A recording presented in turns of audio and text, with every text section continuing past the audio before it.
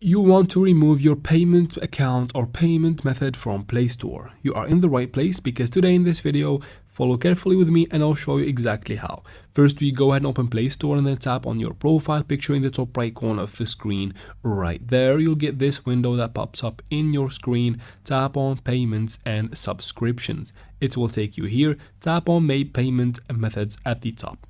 You should find your payment methods here. I don't have mine because I have removed it.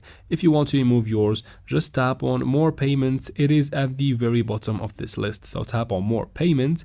It will probably take you to a new browser window. So if it does that, just tap on the payment method and then tap on Remove right under it, and it will be removed from Play Store. You can always tap on Add Payment Method, and you can add another one by filling up the information for your card or your account, and you should be able to use it or remove it again with the same method. And that is it for this video, guys.